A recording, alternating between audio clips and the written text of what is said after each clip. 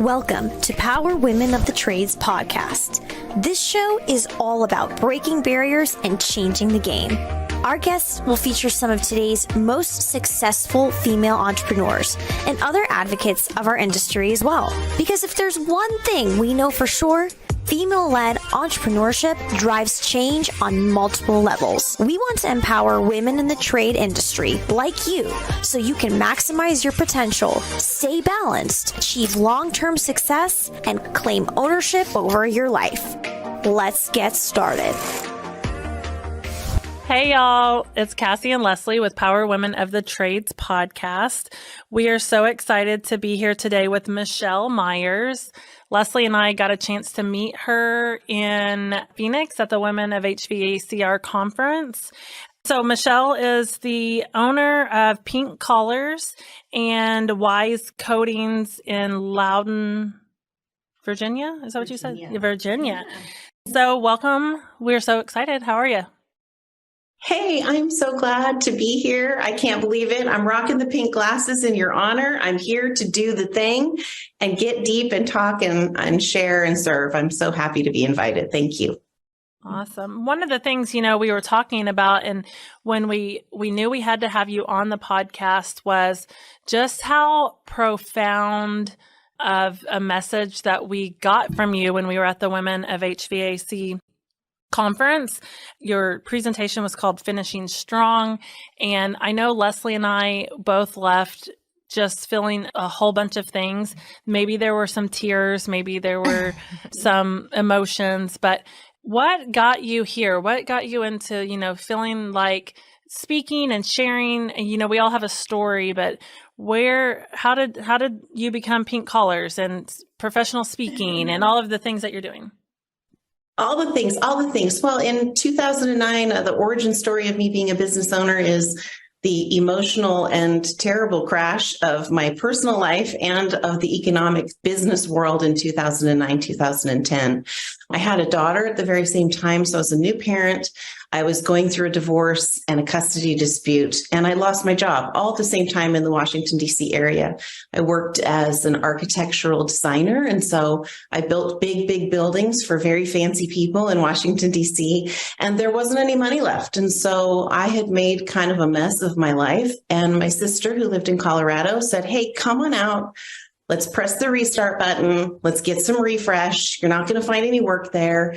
And they were doing solar panel installation, and they had a solar company. So I helped them just a smidge while I was trying to rebuild my life, and answered an ad on Craigslist for a husband and wife that owned a tree service. And they said, "We just need help with our office. So here's a clamshell phone and here's a Dell laptop, and just do it, please."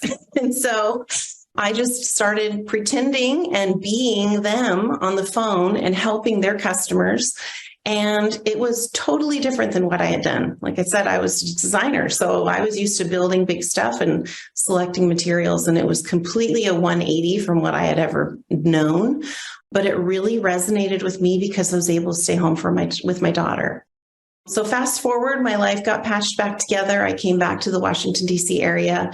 And in 2013, I met my current husband, Doug, and co-owner of Wise Coatings. And he said, I don't know what you do all day with like all these phones and all these laptops. Like, I don't know if it's a little shady or something. What are you doing? But once he sat and listened to me talk to all these clients with all of these different service businesses, he said, "This is actually a company." And I'm like, "No, man, I'm just a single mom trying to keep it together." And he said, "No, this is a business." And when we got married, he said, "How about if you just try for 6 months, see if you can hire somebody, just see if you can replace yourself." And everyone in my family was an entrepreneur. And so I had a big cheerleading section behind me, and he was leading the charge of having me be an entrepreneur. So he really believed in me when I probably didn't believe in myself. And now here we are. So we serve home service businesses nationwide and in Canada. We work on the 5 major CRMs and the 5 major industries in home service. And I am thrilled to say that we hire men and women that want to work from home remotely, that absolutely have a heart to serve and to solve a problem for home service business owners that may not have a traditional office.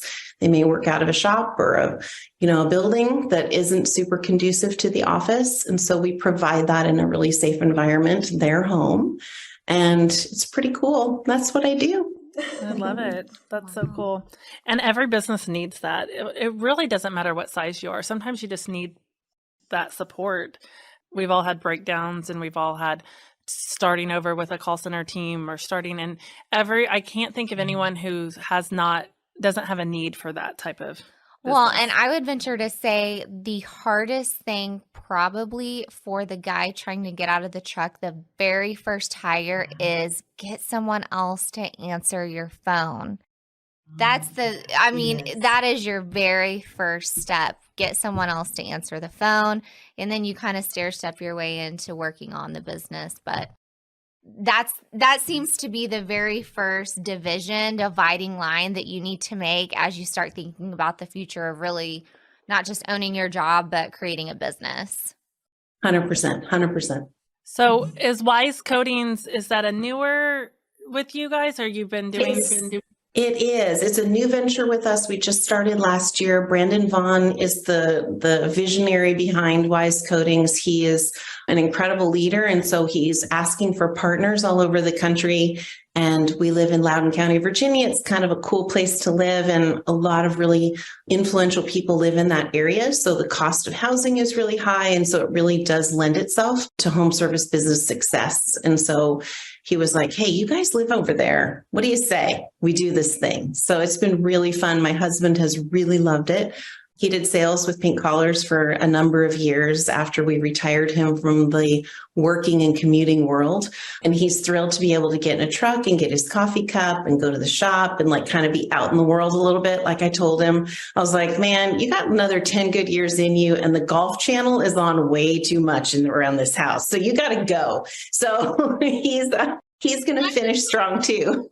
For sure. I love that. So you have an interesting story. I mean, we've heard a few things about what you got through or went through to get here. And I just keep pointing back to that conversation, the finishing strong. And I know we don't have time probably for that entire thing, but I know because it spoke so much to Leslie and I that, if you would mind just sharing some of that with our audience and the people that we know. It was an important message on how we can finish strong. I mean, that's a lot of us can start things. The hardest part is finishing. So yeah, I think if you could summarize or just touch on the key points of that. Take us through that journey. Yeah. Absolutely. No, finishing strong really came to me in the last year and a half, 2 years. I've been really thinking about it. I think once you turn 50, you start to see that that's kind of the trajectory of your career, right? You probably only have 15, 20 years left. That's if you work until your 70s. My mom is 77, and she and her husband both have part-time jobs. So they're continuing to work and they love being active. So I see them as a really good example. My dad is fully retired and his wife is fully retired. So I kind of get to see both sides of what that looks like in your 70s. And I'm just really all about activating my businesses and myself and my personal journey and growth to be able to finish strong, because both of their outcomes are very good and you can choose either one. I personally think I'm a little bit of a busybody, so I'm probably going to keep working a lot like my mom. But finishing strong has really been in the forefront of my mind in how to, again, grow and change so that I have a sustainable business throughout my retirement. I'm not super interested in selling, I don't think, unless something crazy came along. So I think at this stage in my career, again, I'm really focusing on what I can do to grow. So when you think about finishing, I'm a classic visionary. And so I start a ton of stuff. I mean, if you come to my house today, I have no less than 20 paint samples taped to the wall. I have all these projects I want to do. I have one garden box put together, but 9 more in the garage that aren't quite ready, right? So I kind of have a lot of things that I'm cooking on. And so finishing is hard for me. Luckily, I've surrounded myself not only in my personal life, but my professional life with people that do finish finish things. So I have good people to watch that can actually complete tasks and complete stuff. And I'm learning this as a skill. And what I tied it all the way back to, which is what I started my talk about, is I tied it all the way back to probably resenting finishing things in some way, maybe not wanting to have things be completed, maybe liking that sort of draft version of things. And how did that impact me in my life? So when I look at maybe my origin story in my personal life, my childhood, I grew up with parents that were in the ministry. We talked about that right before we started on the recording. And in the ministry, there's a ton of stress and pressure on people and families, especially, to be the standard, right? You have to kind of hold up the standard. I stood on the stage with a microphone in my hand when I was 3 and 4 and 5. And so part of the other fun part about what's happening with me now is I'm not afraid to get back on the stage. And I have been avoiding it for years. I mean, if you knew, decades, not even just years, decades. I've been saying, nope, not going to get up there. Nope, don't want to do it. Nope, not going to turn to my dad, not going to turn to my mom. And it's funny because I started to let go of those things really recently. And so if you look at finishing strong and you think about it as a concept, how is that tied back again to your childhood? My parents got divorced when my mom was in her early 40s, maybe late 30s. I was 16 at the time, 13, 14, and 15. Although they finally did get divorced at 16, my mom suffered from debilitating depression. She went into her bedroom and she really didn't come out for years. And to be able to frame that as an adult has been my life's work, right? How to understand that, how to have grace, and how to not have that be the defining point of my life. So when you think about a child raising other children or taking care of a home, which is really what I was doing, I had to finish everything for her. I had to make dinners and clean houses, clean rooms and do laundry and get kids on the bus and do all the things that a parent normally would do. And I was just a child. And so I can look back into my 20s especially and say, wow, I really kind of acted out a lot in my 20s to try to regain some of that childhood. And so when you take that and apply those things that have occurred, they're not anything that has harmed me beyond repair. But when you lay those over top of a lifetime, it really does impact you more than you know. And so I really want people to understand that no matter what their origin story is, that we all have the chance to finish strong. And I just kind of used some really cool application examples of women in the world and tools that I use to kind of complete things in my life, because it's not easy for me. It's just not. I love that. And I am trying not to get emotional because I think that, and something I said earlier, I was actually driving here today and my assistant sitting behind here and she can hear me. And I was telling her a story about how some things in my children's life happened and how that affected them as these are my stepchildren, and how we've had to, they call me mom now and I'm their mom and I would fight anyone otherwise. But what happened in their childhood before they got to me is something that they will have to work over for the rest of their life. And there's things that, I think if we're raw and real and, even in my own childhood and things that have happened in my life that I maybe don't always talk about because I want to protect people and I don't want to hurt their feelings. But if we're all get down to it, I don't know anybody. I don't know one person, from a pastor to anybody. I don't know one person that can just sit in front of me and say, I've had no trauma or no burdens or no adversity or nothing in my life. We all have a story. And sometimes some of us are really good at talking about it and some of us aren't, but we can all we all can relate to this in some way because there's something that changed us. There's something that flipped the script for us, and I know without a doubt, again, in my own personal life, the things that I really like the finishing strong. I want to use that for myself because that's reframing how many times I've said, I'm trying to prove or redo or fix. We can just move on from that and use it, but still finish and be better than all of the things before us. Yeah. It's so true.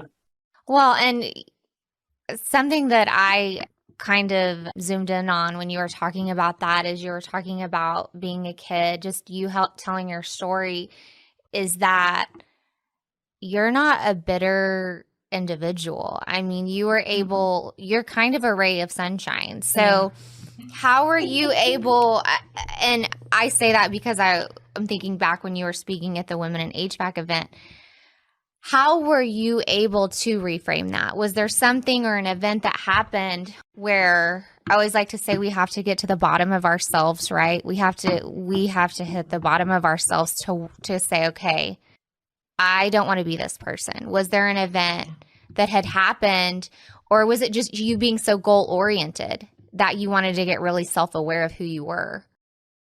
Well, I think the thing that really changed it all for me is when I married my husband, Doug. My husband, Doug, came to the marriage with a daughter, so I'm also a stepmom. And he came with a lot of trauma as well. His wife, my daughter's mother, had been killed in a car accident a year before. And he went through the process of the organ donation and the turning her life support off.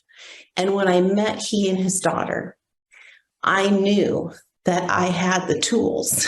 I knew I had the tools to meet them where they were. I've adopted Laura Grace. She's 12 and she's thriving. But she was crying every single day. As 2-year-old, she cried for 2.5 years. And it wasn't until she got language and she got her mind around what had occurred that we could talk about it. Now, we have pictures of her mommy in our house, and we have her grandma coming to visit next weekend. She's been our biggest support. But I truly believe that everything that happened in my personal life at the beginning was so that I could walk into their lives and be of service to them, because she's my kid. She's my kid. We were sitting on the floor last night talking about personal and emotional stuff, and we're leaning up against the bed. And she looked at me and she said, "Mommy, sometimes it just hurts so much. I just think I want to explode." And I'm like, well, I know that feeling, right? And so I really do believe that something in me was being built the whole time so that I could walk into that little 2-year-old's life and help her to the next level. So that's really the change that I saw. Sorry. I didn't tell anybody that part of the story yet. I know. Well, what's amazing is how God prepares us in our pain, and we don't know how it's going to be used later. And I think 100%. And if that's hard for our friends that maybe aren't believers. And I know we know, we are, and we know you're as well. And it's our show, so we can talk about that. No, yeah, we're not worried. I'm not worried. I'm not worried about that at all. But I think that sometimes to my friends who aren't believers, sometimes I just want to be like, look at this, because I've never thought it. I'm going to lose it over. I'm trying really hard. I never have thought about it that way. And the trauma of my own life helped me take care of 4 boys I didn't know I was going to end up having. And so, but there's a story there, and I've always just been hell bent on making sure that I was better than what I went through. But maybe that's the reframing too, of what I went through had a purpose. Yeah, because it gave you all the tools you needed to be the mama that they were waiting for, right? It gave you all that stuff. It's so cool. I want to touch on something so we all can get our lives together right now. Counseling session we didn't know we were in. Well, you said something that was really important, how she didn't have the language she needed at the time to communicate her feelings.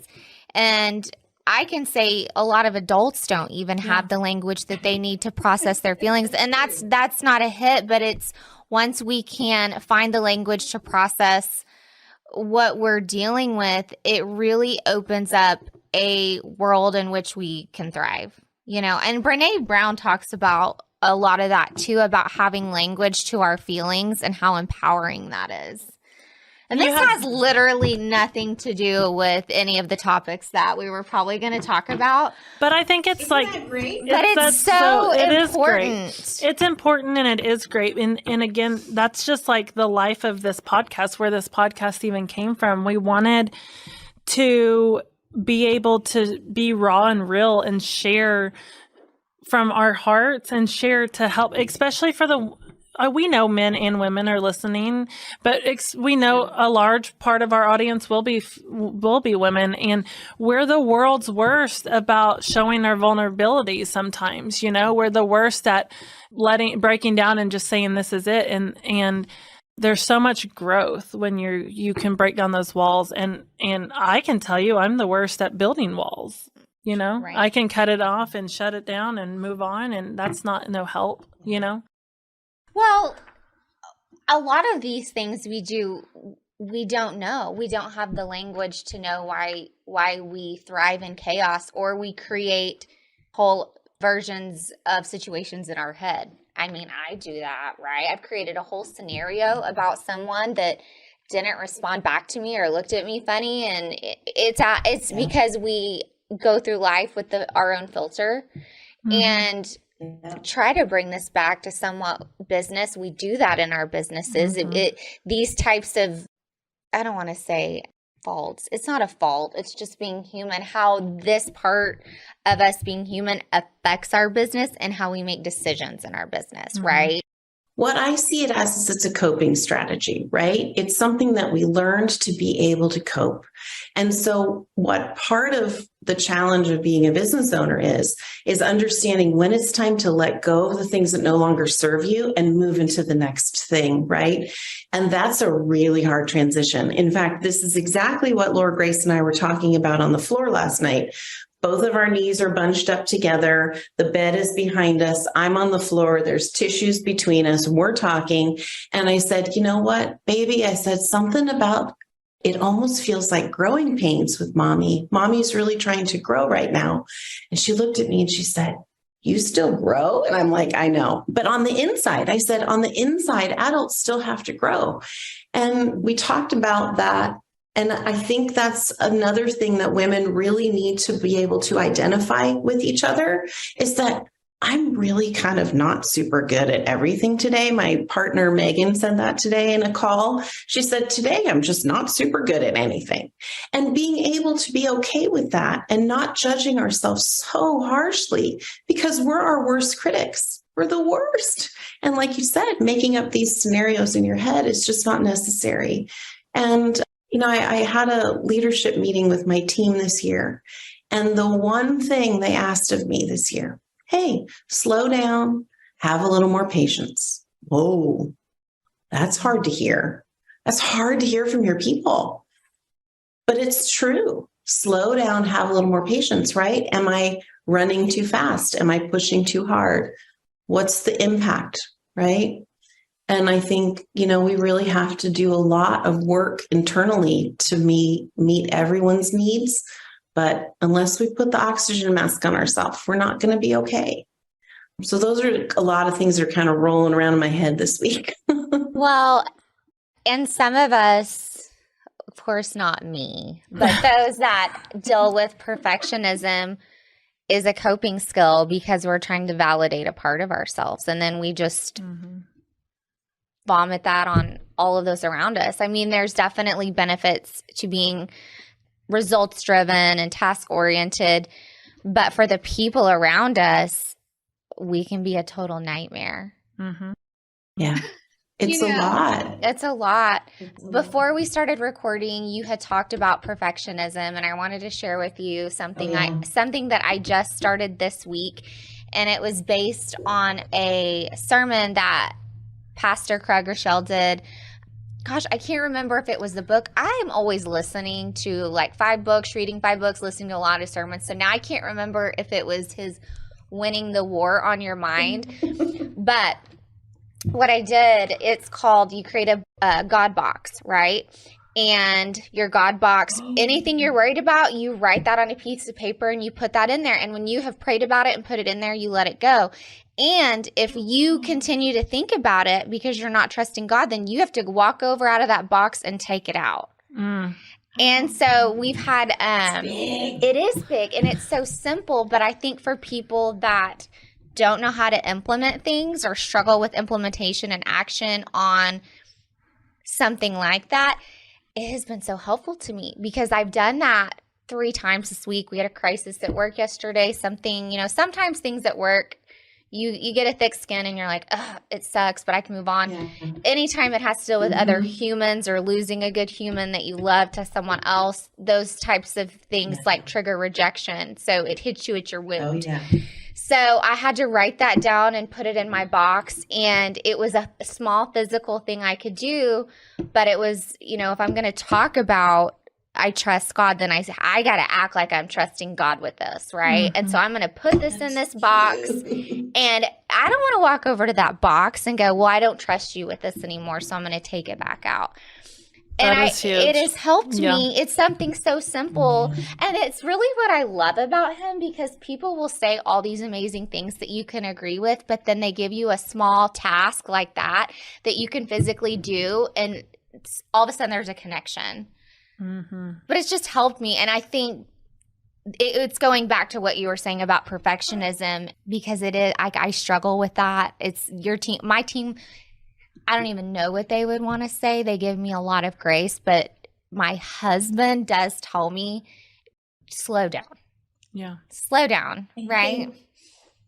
I think we put EOS in our business this past year, Entrepreneurial Operations System, Gino Wickman's book called Traction. So we put Traction in our company. And we ended up hiring a fractional integrator. I didn't feel like I could find someone that I could really resonate with. So I went on the hunt for somebody that could work part-time and remotely and really kind of help assist me. And he said something to me that has legitimately changed my life. So get ready. And he said, for all those perfectionists out there, this is your new t-shirt. This is your new mantra. And it's really helped me and my husband for sure in our relationship too.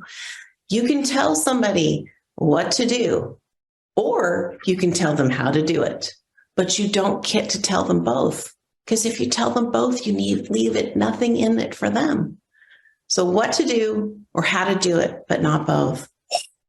That one blew my mind. And so now it's like when I ask somebody to do something, I'm like, okay, I either get to tell them what or how. And I have to choose it. I have to sit there and choose it. And then I can't tell them both. And it's really been beneficial to me, really beneficial. That sounds hard. It does sound hard because I just think because at first, if you just hear it at the surface at first, right? I'm like, well, that's the same thing. I got to tell you how to do it so you can do it, or I got to teach you. But it's not. It's a difference of you're asking someone to do something and saying, go find the way, or you're telling someone, here's the way. Now just implement it and do it. But you just can't do both. And so, wow. I didn't know you could hire fractional EOS. Oh, yeah. It's a superhuman power out there. There's actually a website for them, and they're fantastic. He is incredible. He's the owner of the business. I'm grateful to have him. He works 8 hours in our company and does level 10 meetings and all the one-on-ones, and really looks me in the camera on a weekly basis and says, no, Michelle, you're not allowed to blow up everything in your business today. Slow your roll, Michelle. Can we get his phone number when we're done? That sounds amazing. And my other favorite Rickism, I'm gonna get them all printed on a t-shirt. The other one he says all the time, and I'll just be like about something, and he'll lean right in and he'll go, pack your powder, Michelle. Just pack your powder. Can't blow it all up in one day. So he really does help me. And it's so great because I liken it to sort of bubble wrap on my team, right? Everybody's in bubble wrap. And so we're all safe. And we know how to communicate with each other more clearly and in a more effective way. And We want to help people. This is a ministry and a service for me. Whether I liked it or not, it turned into that, right? And so for me, it might as well be pleasant and helpful. If it's hurtful, then I don't want to do it, No, it's not. Yeah, for sure. It is true what you're saying about how your business becomes your ministry, especially if you've grown up and are really depending on how you grew up, what denomination like the religious part of that could be really legalistic, and you think serving has to be a certain way in which everyone else did it in front of you. But truthfully, the business is our ministry, right? The way we get to impact our family. Well, our family is our first ministry. That's obvious, but the direct impact we have on our team. And what a blessing and a gift that is, right? I mean, how many people can really say that? But we really do get to have a direct impact on a lot of people in a very intimate way. Yeah, it's true. So true. And I stand in the gap between business owners and the general public. So the impact that our team members have is like exponential, right? Because they're not only impacting all of the technicians and all the guys in the trucks and all their families, we're impacting all the general public that's reaching out to that company. So we're kind of like this conduit between this massive group that really needs each other and doesn't know how to connect well or easily. And we try to just iron that connection out. It's funny because it feels a lot like my life's work, right? Ironing stuff out, fixing stuff, patching it together, making it work. And so it's fun to stand in that gap, even though it can be a little chaotic. Definitely. Well, so one of the other things, kind of moving from all of that, because I know I could listen to you I need you to call and wake me up and tell me I'm pretty and do my, you send me some affirmations to say and all of those. But to circle back to pink collars, I know you have a boot camp coming up. Is that right? We do. We actually just finished one. And so we just finished what's called Admin Bootcamp Adventure. And so what we really call upon the business owners who are our clients, we say, you invest so much training and support with your techs, right? With the guys in the trucks, you got to constantly be reframing what they're learning and how things are changing in the field. Wouldn't it be awesome if your admin had that same support? Because effectively, business owners didn't get in the business. To kind of run the office, right? That may not be their best skill set. They might be better in the field with the folks in the field and out there doing stuff with their hands. And I'm not trying to generalize here, but in general, that's what we see. And so Admin Bootcamp Adventure really offers that supportive bootcamp experience. So it's a 2-day event. We get together 5 really cool ladies that teach it, and we teach systems, people, finances, sales, and marketing. So really every aspect of the business that an admin can impact, we really want to touch on that. So 2 days, this next one will be in August in Las Vegas. It is on waitlist right now. So I'll make sure and give you the website. I don't have it committed to memory. We just built it yesterday. So I want to give it to you in the show notes. I'll make sure it's there, but it'll be a really fun time for your admin to be able to up-level some of their skills. And then we give them a Trello board for each one of those segments of the business that we teach. So they really have a takeaway and a place where business owners can connect with them and communicate those tools or what they want to accomplish within the business in that specific sort of subject. So it kind of builds a library for them. That's best for the admin team to go to, not the owner, or both. It is. It's best for the admin team to go. So yes, send your admin, send them to camp. We'll have a ton of admins there. And then afterwards, we have a community, a membership that they can join. And we have monthly masterminds and monthly hot seats and a whole Slack environment. And it's really goofy. I'm the DJ. I drop lots of songs and we have a lot of fun. That's awesome. Yes. That's awesome. I'm excited. So do you have any, we got to see you at Women of HVAC this year. What's the next step for that? Where are you speaking next? Next, I will be, the Jobber Summit is coming out on March the 1st. So I'll be having that go live. And then I will also be at Fence Tech this next month in Oklahoma City. So I'll be there in March. And then I just got asked to speak at the huge convention, and that will be in Tennessee in August. So I got a lot happening. I'm trying to take my family on the first European vacation we've ever been on. So that's trying to be on the books, but I got a lot happening, but it's all in service of people and making people's jobs easier. That's really what I want to accomplish for these admins. I get up on stage and the first song is Freedom by George Michael. Yes, the 1990s version. And because I really want admins to understand that they can have freedom in their role. It doesn't have to be a grind, whether they're CSR, dispatcher, whatever role they fill, that we can really give them some support so that when it does come time for them to outgrow that role or add an additional person, it's an easier transition for them. I love that. Well, you'll have to hit us up when you're in Oklahoma City. That's good. Oh, yeah? I'll be there in like 2 weeks. Yeah, that's maybe where we could meet we're up. in Oklahoma. Yeah, she's in Oklahoma City. Yeah. I live in Oklahoma City. Yeah. And I'm in Tulsa, so I drive up here and see her to record. But yeah, she's in Oklahoma City. I love that. Okay, I will text you all my deets. I will text them all to you when I'm going to be there and what's happening. I do know how to run an Uber, so I am fully capable of meeting you wherever you are. There's your freedom right there. That's Love awesome. That's awesome. Well, and for anyone that is interested in reaching out or learning more, how can they get a hold of you? Well, it's super easy. I'm going to build a landing page for this episode because this is so much fun. And I did rock the pink glasses for y'all, and I'm so obsessed with all of your stuff. And so it's going to be just pinkcollars.com/power. I'm going to put all of the tools and resources. I might even drop the slide deck for my Finishing Strong talk. I do have an audio recording.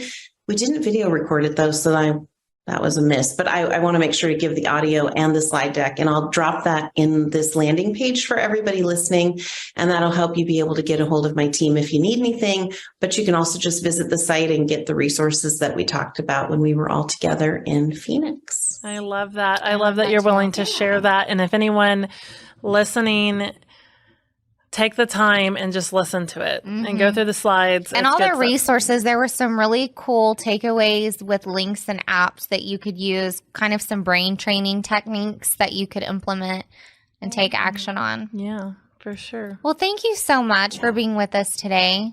We're big. You're so welcome. It's my pleasure. My pleasure. Awesome. Well, have a good day. Thank you. I hope to catch up with you soon. Okay. Thanks, Michelle. Sounds good, guys. Thanks a lot. Bye. This has been Power Women of the Trades. Like what you hear so far? Leave us a review at Apple and make sure to listen to our other episodes wherever you enjoy listening to your podcasts. Thanks for listening, and we'll catch you on the next one.